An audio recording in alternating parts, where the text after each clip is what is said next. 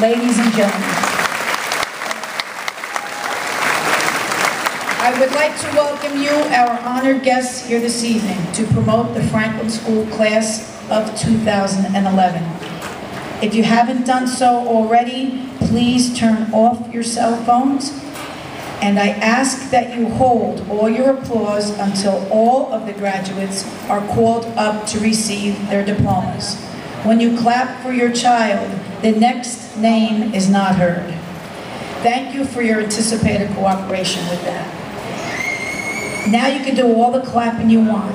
The faculty and staff are very proud of the students this year because for the first time, I think in almost the history of Franklin School, at least since Mr. Troiano's been here, and it's been a very long time, we have a 100% promotion ratio this year.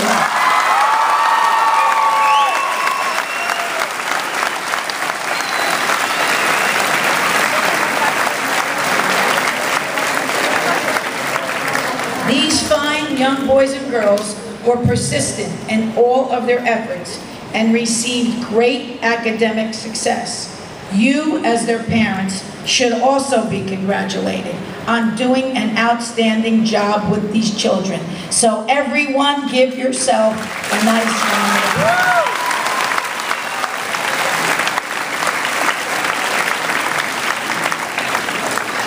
I know that we will be hearing many great things about them in the future. I am confident that they will all be successful in high school for the tremendous staff at Franklin School has provided them with an excellent foundation. Good luck and keep up the good work. At this time, I would like to introduce our guest speaker, Mr. Castelli. Not only is Mr. Castelli a great member of the Kearney Board of Education, but he is also a graduate of Franklin School. Mr. Castelli.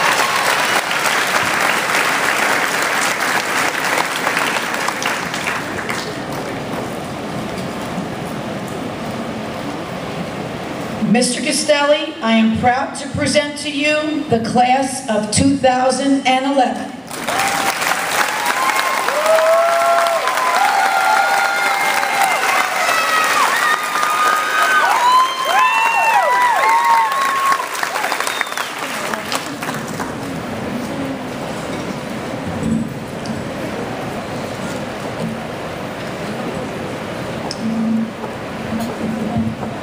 Thank you, Mrs. Cali.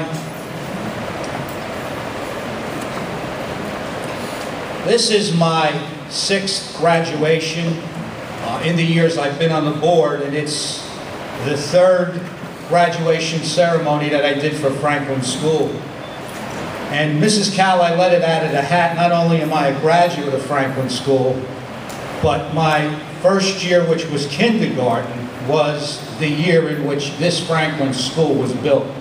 So I started here when Franklin School originated, and it's a great honor to be back. When we talk about graduations, it is not just an evening, I believe, in which we celebrate student achievement. I believe tonight is also a time in which we acknowledge and recognize the hard work and dedication of not only our students, but our administrators, teachers, and parents.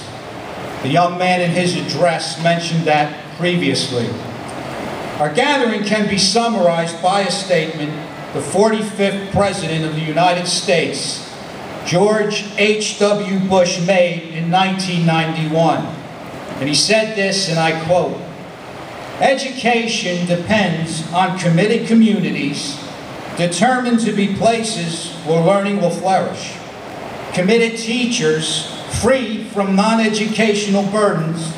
Committed parents determined to support excellence. And committed students excited about school and of that of learning," unquote. First and foremost, I want to address the administration and principals here tonight, Mrs. Cali, Mr. Hoff, and their staff. Someone once said this, that great individuals reach greatness because of grand successes, but not all successful people become great. There's a story I heard about 4 years ago about a first-year principal in a poor neighborhood in Grand Rapids, Michigan. He was a firm believer that if parents get involved, students will achieve. His teachers told him, "Don't waste your time in this place. Parents' involvement never worked in this school, and it never will." Undeterred, he made himself available for 9 hours daily over a period of days in early August. The parents never showed. Still not discouraged, he said that if the parents don't come to me, I will go to them. Over another duration of days, he knocked on hundreds of doors with only one parent letting him in. Discouraged and disillusioned, he was about to agree with his teachers. Days later, he received a note of congratulations from his superintendents. Apparently, the one parent that let him in was about to transfer her daughters to a charter school. But her faith was restored after seeing the commitment this principal made to her and decided to keep her children in the school.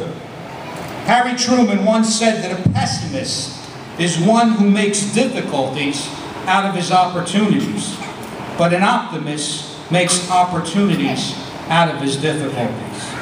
The profession that Mrs. Cali and Mr. Hobb chose as administrators is not like other professions, where greatness is determined by grand success.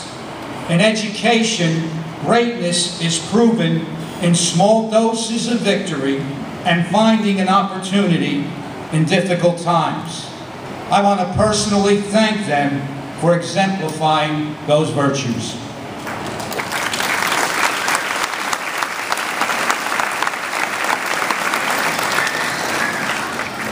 To the teachers here tonight, my 6 years on the school board have resulted in a deeper appreciation for your profession. It is a special and distinct livelihood that you have chosen. Arne Duncan, Secretary of Education, describes exceptional teachers as those with great hearts, tough, committed, passionate, but most importantly, called to what you do. I believe teachers are born with a desire to educate, but yet habits and disciplines need to be developed in order to be successful at what you do. Someone once said this, that good teachers are made, but great teachers are developed over time. You are all unique individuals, different in age, diverse in background, but what distinguishes you from every other profession is only you can recognize that illumination in a child's face when he comprehends. Your greatest reward, whether it takes hours, days, weeks, or months, is when the concept becomes alive, the light goes on, and the student understands. Be proud of what you do, and thank you for all your hard work.